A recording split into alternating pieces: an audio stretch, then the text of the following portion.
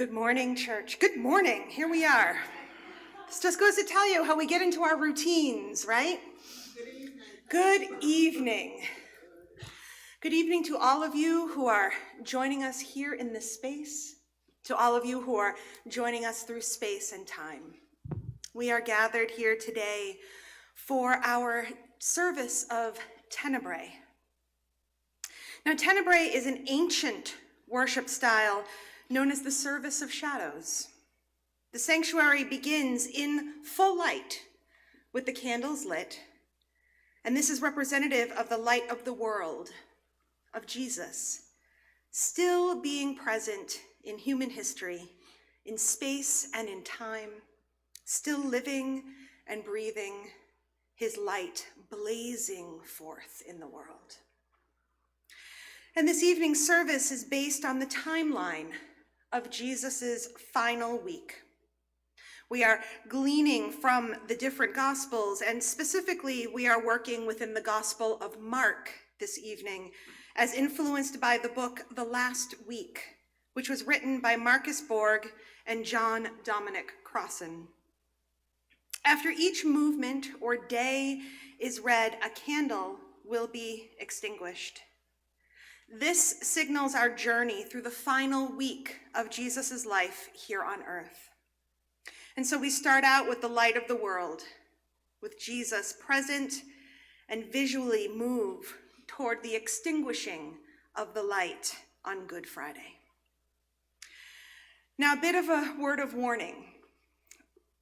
There will be a loud sound at the end of the worship service. So if you are sensitive to sound, if you are someone who tends to jump or have a significant startle response, take a deep breath.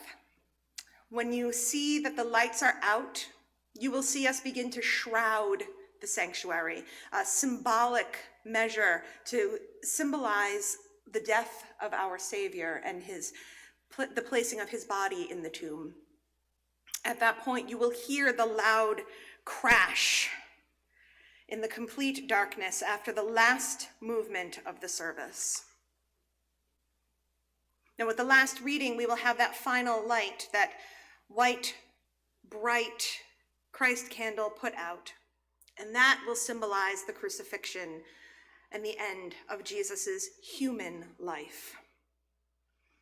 Now, I encourage you during the time that we shroud the sanctuary to sit in the silence, to allow yourself to lean into the discomfort of the darkness.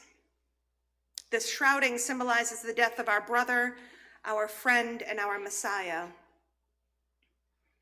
At the point that our service ends, when our time here in this space reaches its conclusion, there will be a symbolic moment where one of our youth will come forward. They will take my stole and my robe and my tab, an indication of that moment when the light has left the world, because as clergy, we are called to be reflections of light. And so it is a response to that moment of Jesus's death. Now, at the end of our service, you do not need to leave right away. This is a moving and powerful service. And so if you feel called to sit and to ponder, to sit with your feelings and the sensations that you may experience this evening, you are welcome to do so and to stay as long as you need. You are invited to stay here in this space. And if you need someone to pray with you or to just sit alongside you to process any of this moment, simply remain in your seat and I will come to you. So now, I invite us to take a big, deep breath. Take note of where you are in this place and in this space. Prepare yourself to experience this holy moment together. Lower your shoulders, relax your jaw. Feel the seat holding you, the ground underneath your feet. And continue to breathe in and out allowing your breath to expand your chest. As you breathe in the word peace. Allow it to fill every pore, every space in your body. And as you breathe out any fear or anxiety, any concerns that you may be carrying with you from the world outside. For this moment, allow yourself to be present to the Jesus story. Now, let us center ourselves. Let us prepare our hearts and our minds and our spirits for the journey to come. And let us call ourselves to worship.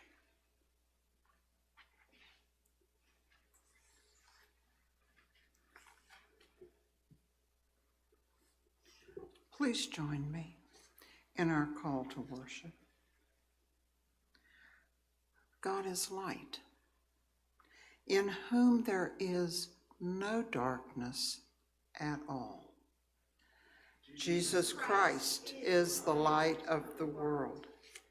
Jesus is the true light that shines on all people. The light had come into the world, and the world came into being through the light. But the world did not recognize the light. Tonight we gather and we remember. We remember how so long ago, in an instant, everything was changed. The light had come into the world, and the world loved the darkness rather than the light. Would you please remain seated and join in Come Thou Long Expected Jesus, United Methodist Hymnal number 196, and that's the larger hardbacked hymnal.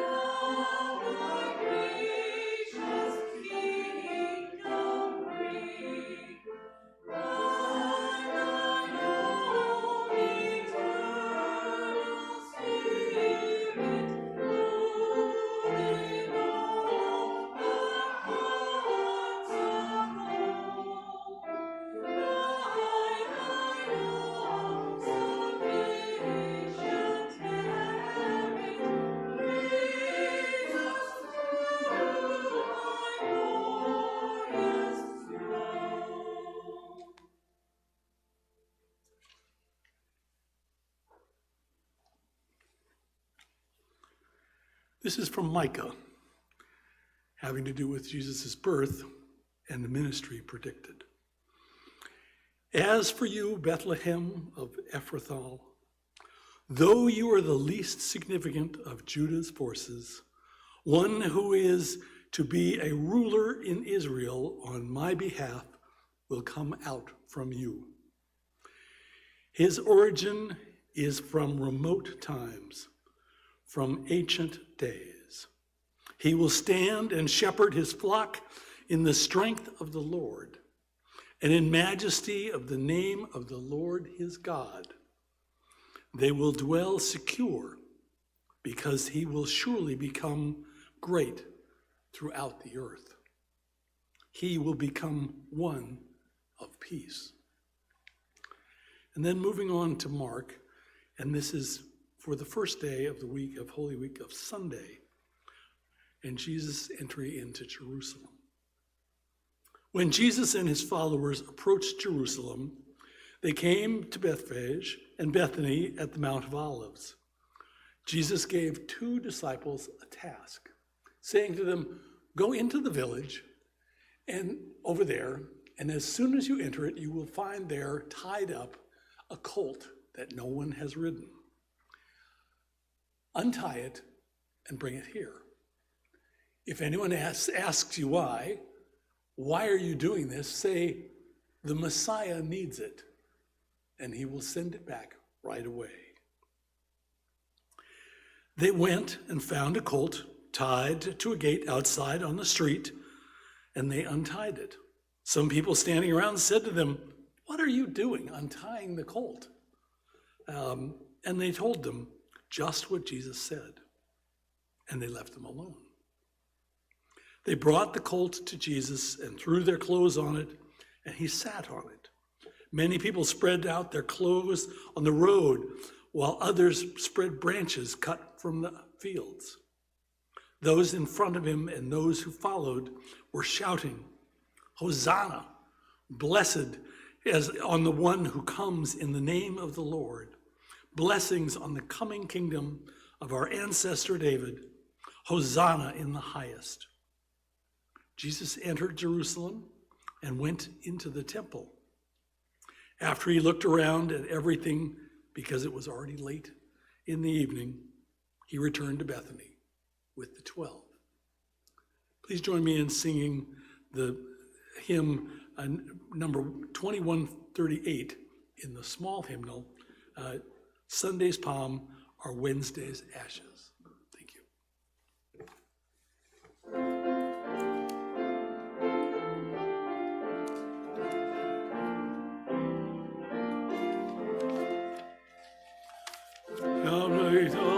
Already ashes as another Lent begins. Thus we kneel before our Maker in contrition for our sins. We have marked the baptismal pledges in rebellion gone astray.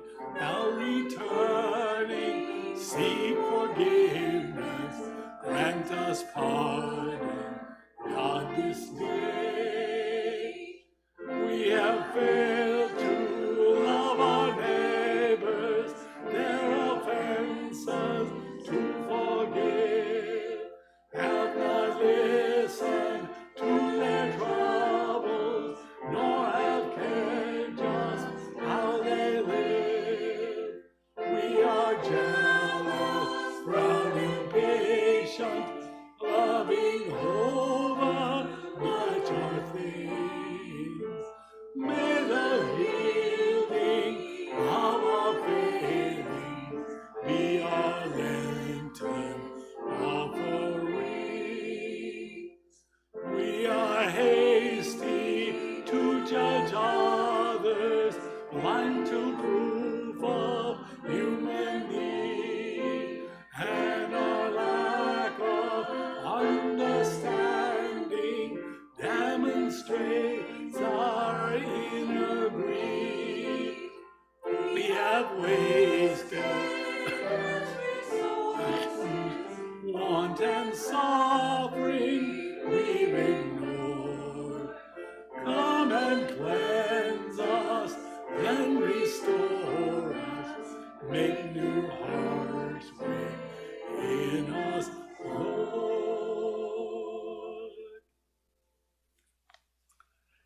And then moving to Monday, Jesus returns to the temple. The next day, after leaving Bethany, they came into Jerusalem. And after entering the temple, Jesus threw out those who were selling and buying there. He pushed over the tables used for currency exchange and the chairs of those who sold doves. He didn't allow anyone to carry anything through the temple.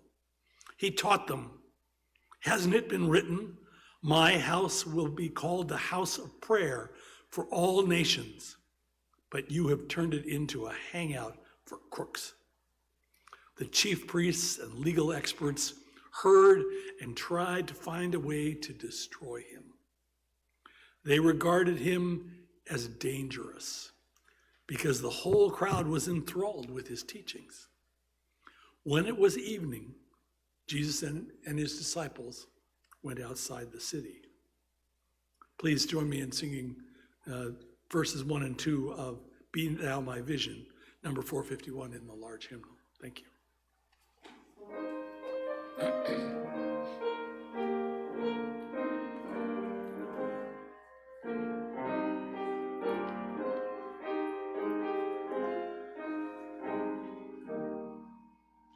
Be thou my vision, O Lord of my heart, not be all else to me, save that thou art. Thou my best love, my day, my God. Waking or sleeping, thy presence, my light. Be thou my wisdom, and thou my true word. I ever with thee, and thou with me, Lord. Thou and thou only first in my heart. Great God of heaven, my treasure thou art.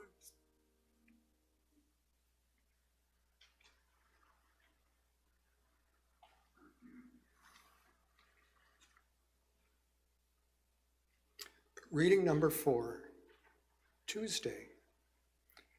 Readings from Mark chapter 11 and Mark chapter 12. Controversy over authority. Jesus and his disciples entered Jerusalem again. As Jesus was walking around the temple, the chief priests, legal experts, and elders came into him. They asked, "What kind of authority do you have for doing these things? Who gave you this authority to do them?" Jesus said to them, "I have a question for you. Give me an answer, then I'll tell you what kind of authority. The kind of authority I have to do these things." The question is, was John's baptism of heavenly or of human origin? Answer me. They argued among themselves.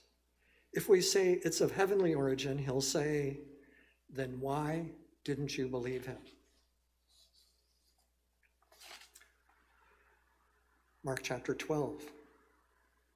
The religious leaders sent some of the Pharisees and supporters of Herod to trap Jesus in his words. They came to him and said, "Teacher, we know that you're genuine, and you don't worry about what people think.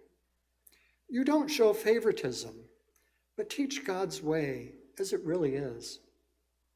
Does the law allow people to pay taxes to Caesar or not? Should we pay taxes or not?" Since Jesus recognized their deceit, he said to them, "Why are you testing me? Bring me a coin. Show it to me." And they brought one. And he said to them, "Whose image and inscription is this?" "Caesar's," they replied. Jesus said to them, "Give to Caesar what belongs to Caesar, and to God what belongs to God." His reply, left them overcome with wonder. Now let's join in singing Wounded World That Cries for Healing. Number 2177 in the Faith We Sing, the Thin Hymnal.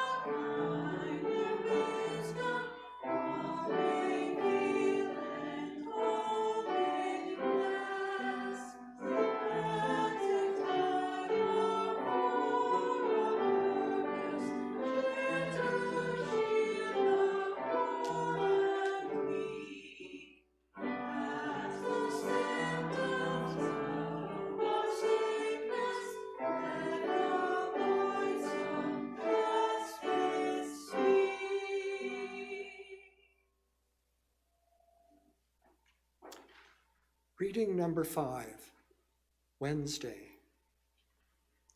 This reading is from Gospel of Mark, chapter 14. Preparations are made. It was 2 days before Passover and the festival of unleavened bread. The chief priests and legal experts, through cunning tricks, were searching for a way to arrest Jesus and kill him.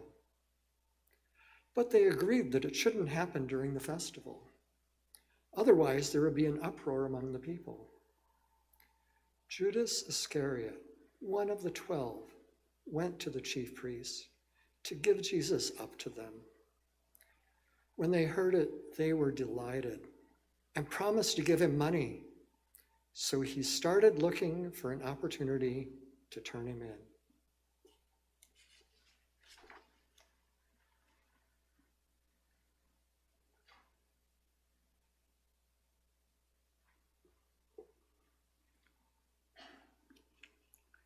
Reading number 6. This is Thursday afternoon and evening. This is from Mark 14, the Passover meal. On the first day of the festival of unleavened bread, when the Passover lamb was sacrificed, the disciples said to Jesus, "Where do you want us to prepare for you to eat the Passover meal?" He sent 2 of his disciples and said to them, "Go into the city. A man carrying a water jar will meet you. Follow him. Wherever he enters, say to the owner of the house, 'The teacher asks, where is my guest room where I can eat the Passover meal with my disciples?' He will show you a large room upstairs, already furnished. Prepare for us there." The disciples left, came into the city, found everything just as it had been told them, and they prepared the Passover meal. That evening, Jesus arrived with the 12. During the meal, Jesus said, "I assure you that one of you will betray me, someone eating with me." Deeply saddened, they asked him one by one, "It's not me, is it?" Jesus answered, "It's one of the 12, one who is dipping bread with me into this bowl. The human one goes to his death just as it is written about him. But how terrible it is for that person who betrays the human one. It would have been better for him if he had never been born. While they were eating, Jesus took bread, blessed it, broke it, gave it to them, and said, "Take, this is my body." He took up a cup, gave thanks, and gave it to them, and they all drank from it. He said to them, "This is my blood of the covenant, which is poured out for many. I assure you that I won't drink wine again until that day when I drink it in a new way in God's kingdom." After singing songs of praise, they went out to the Mount Olives. Now will you join me in the responsive hymn, "In Remembrance of Me"? In the faith we sing is number 2254.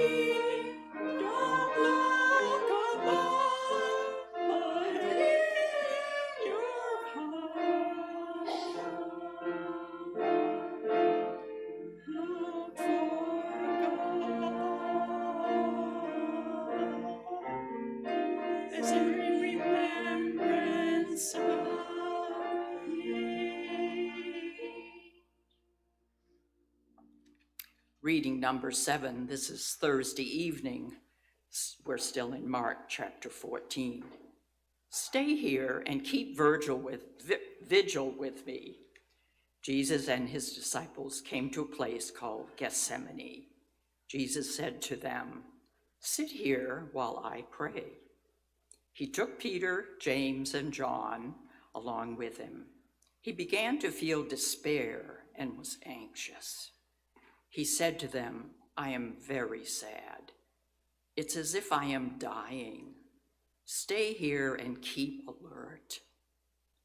Then he went a short distance further and fell to the ground. He prayed that, if possible, he might be spared the time of suffering.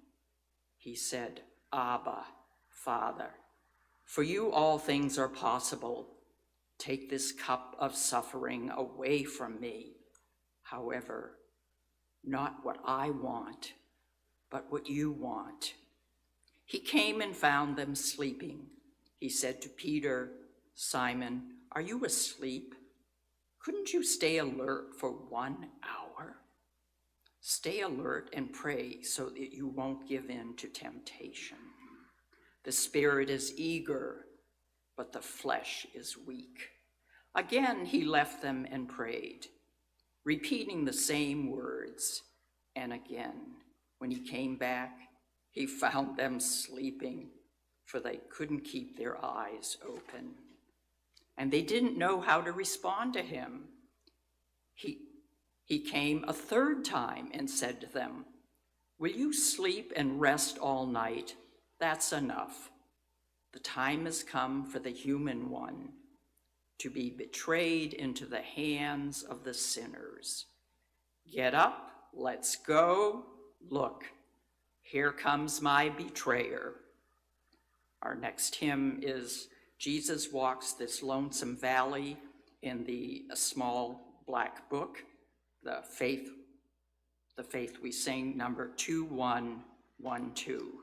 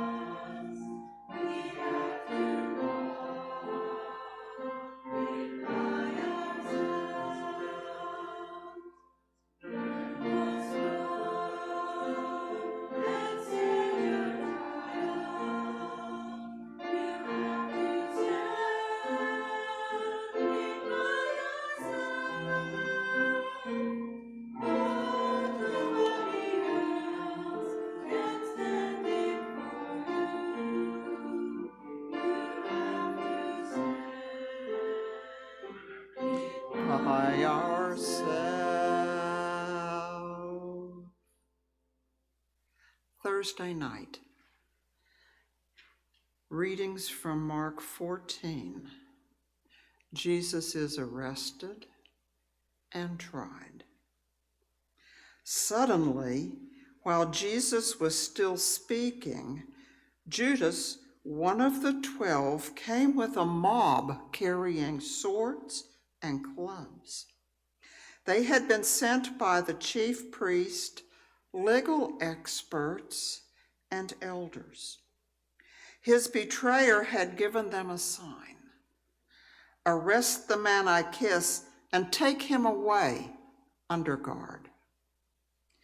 As soon as he got there, Judas said to Jesus, "Rabbi," and then he kissed him. Then they came and grabbed Jesus and arrested him. They led Jesus away to the high priest, and all the chief priests, elders, and legal experts gathered. Peter followed him from a distance, right into the high priest's courtyard. He was sitting with the guards, warming himself by the fire. The chief priests and the whole Sanhedrin were looking for testimony against Jesus in order to put him to death, but they couldn't find any. Many brought false testimony against him, but they contradicted each other. Some stood to offer false witness against him, saying, "We heard him saying, 'I will destroy this temple constructed by humans, and within 3 days I will build another, not made by humans.'" But their testimonies didn't agree even on this point. Then the high priest stood up in the middle of the gathering and examined Jesus. "Aren't you going to respond to the testimony these people have brought against you?" But Jesus was silent and didn't answer. Again, the high priest asked, "Are you the Christ, the Son of the Blessed One?" And Jesus said, "I am. And you will see the human one sitting on the right side of the Almighty and coming on the heavenly clouds." Then the high priest tore his clothes and said, "Why do we need any more witnesses? You heard this insult against God. What do you think?" They all condemned him. "He deserves to die."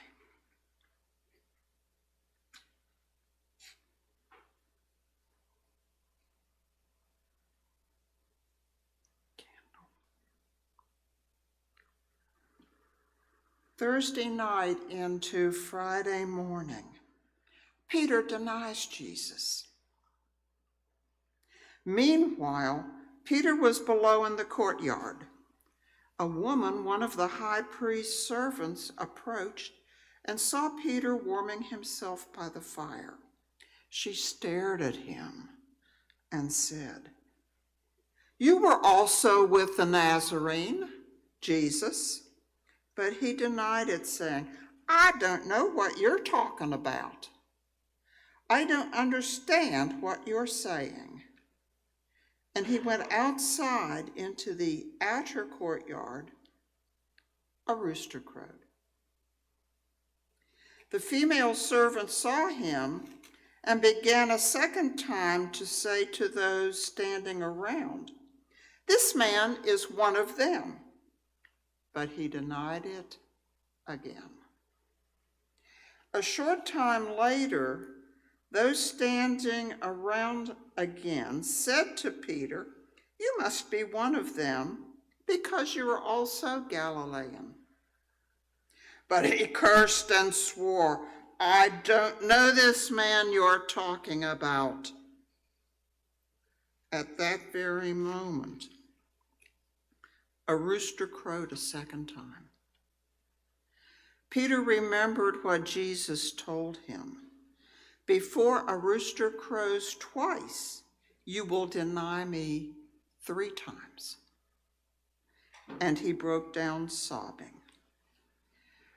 Will you join me in "What Wondrous Love Is This," United Methodist Hymnal number 292, verses 2 and 3.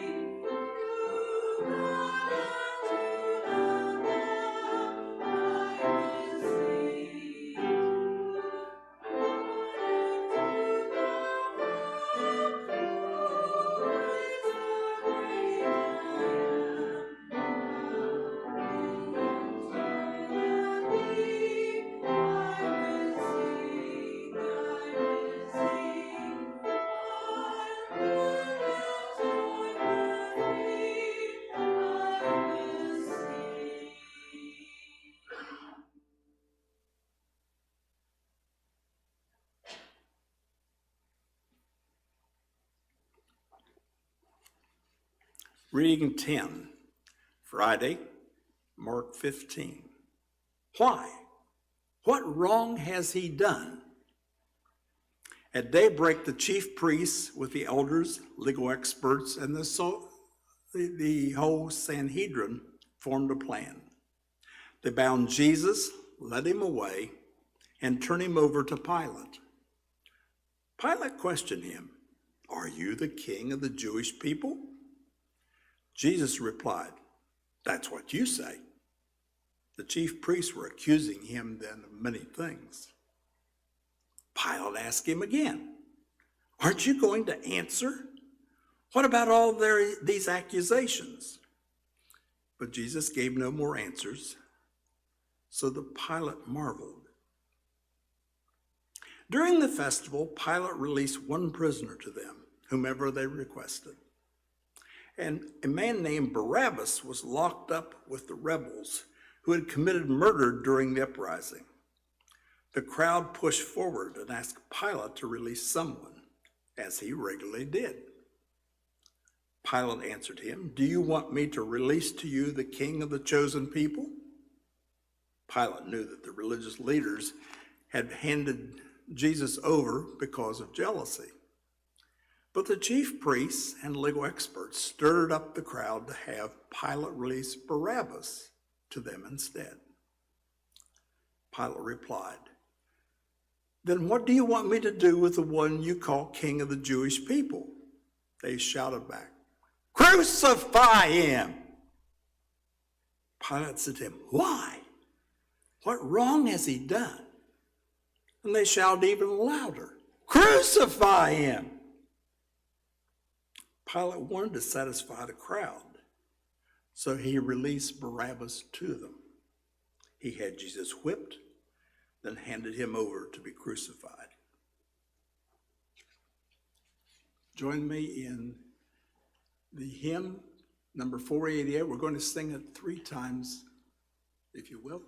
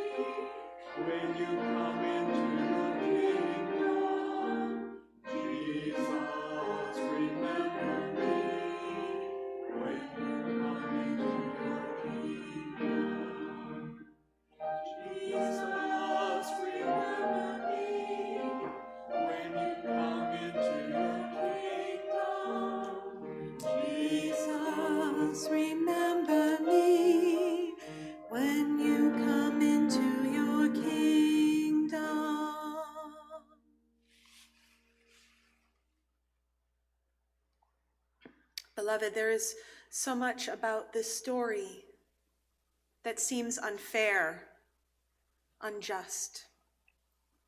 There is so much about this week leading up to this moment that seems as though God could have stopped it at any time. I received an interesting question from one of the youth at the summer camp that I chaplain, who had asked, when Jesus was praying in the garden, begging for God to take this cup from him, to whom was he speaking?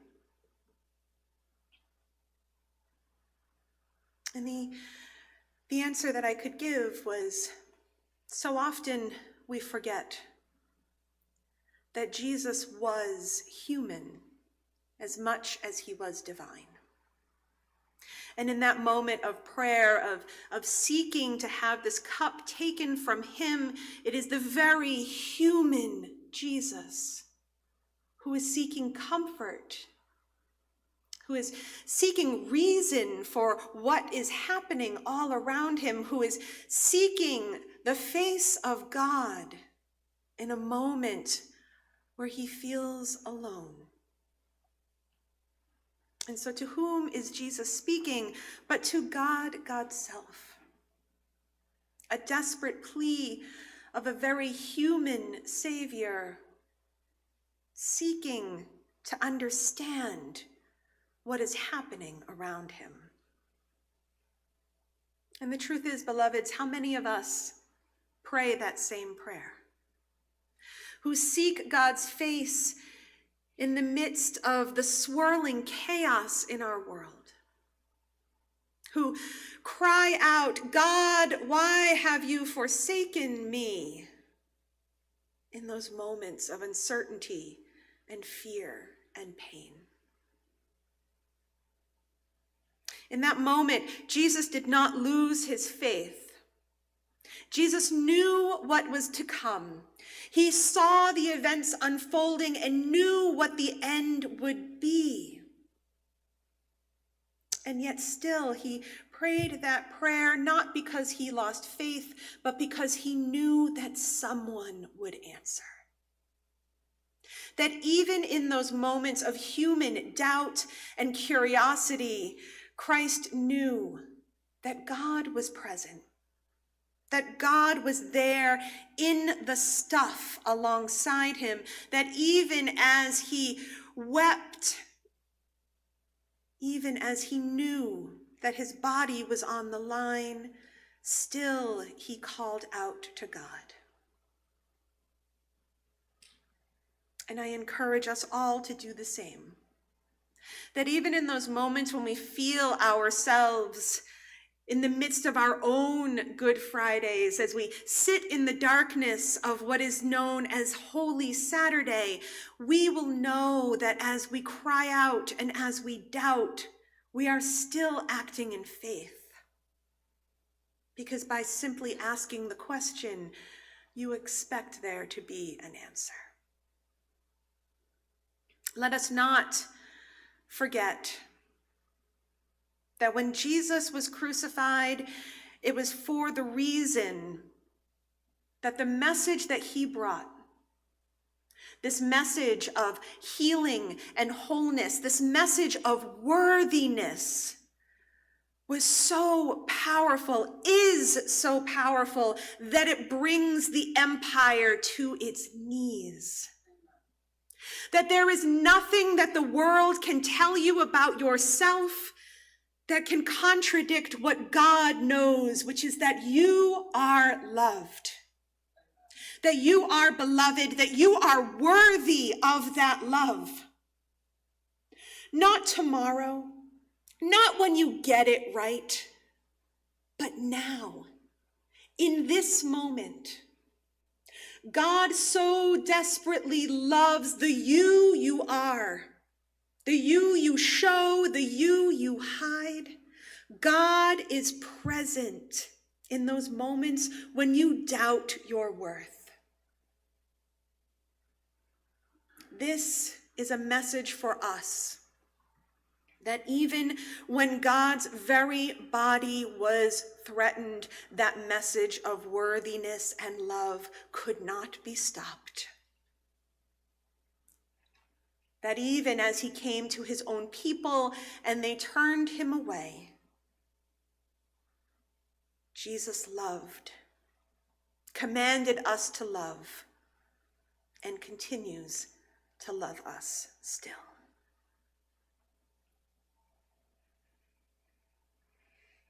Let us hear of the lifelight. From John 1, verses 1 through 13. The Word was first. The Word was present to God, and God present to the Word. The Word was God, in readiness for God from day one. And everything was created through him. Nothing, not one thing, came into being without him. What came into existence was life, and the life was the light to live by. The life light blazed out of the darkness, and the darkness could not put it out. There once was a man whose name was John, sent by God to point out the way to the life light. John came to show everyone where to look, who to believe in. But John was not himself the light. He was there to show the way to the light. For the life light was the real thing. Every person entering life, he brings into light. He was in the world. In the world was there through him. And yet, the world didn't even notice. He came to his own people, but they did not want him.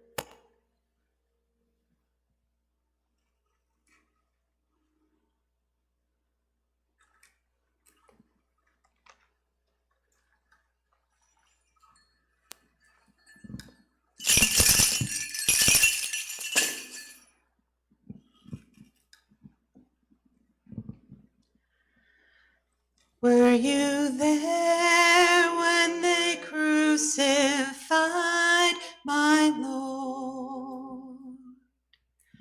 Were you there when they crucified my Lord? Oh,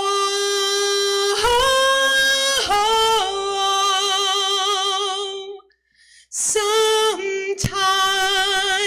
it causes me to tremble, tremble, tremble. Were you there when they crucified my Lord? Were you there when they nailed him to the tree? Were you there when they nailed him to the tree? Oh,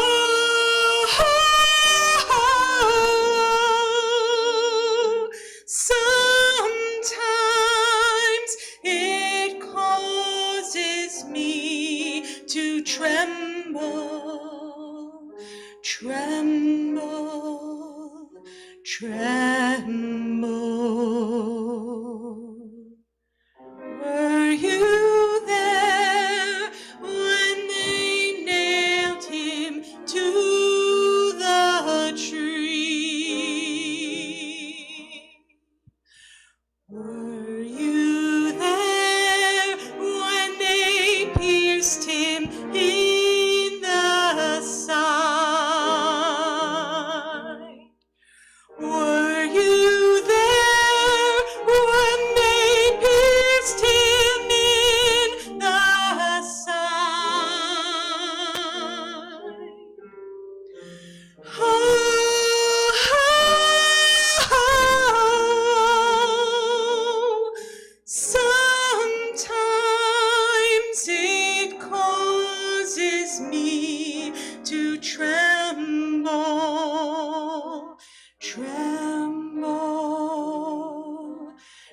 tremble.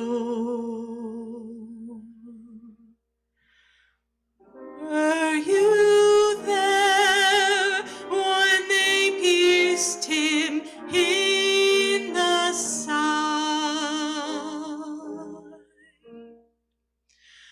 Were you there when they crucified my Lord?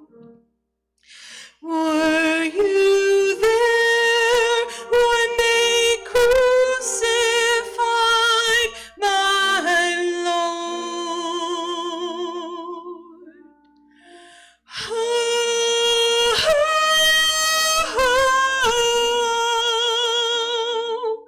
sometimes it causes me to tremble, tremble, tremble. Were you there when they crucified my Lord?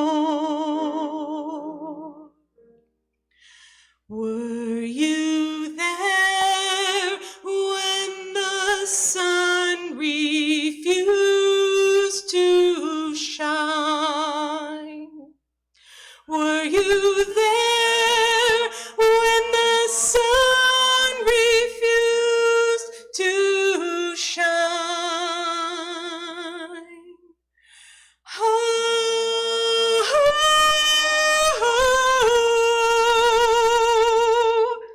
sometimes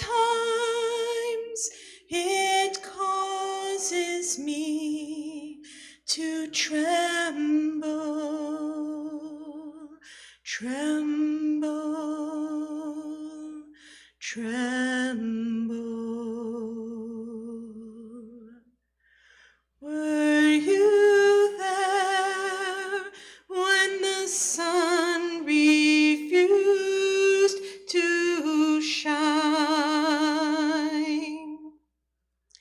Were you there when they laid him in the tomb? Were you there when they laid him in the tomb? Oh,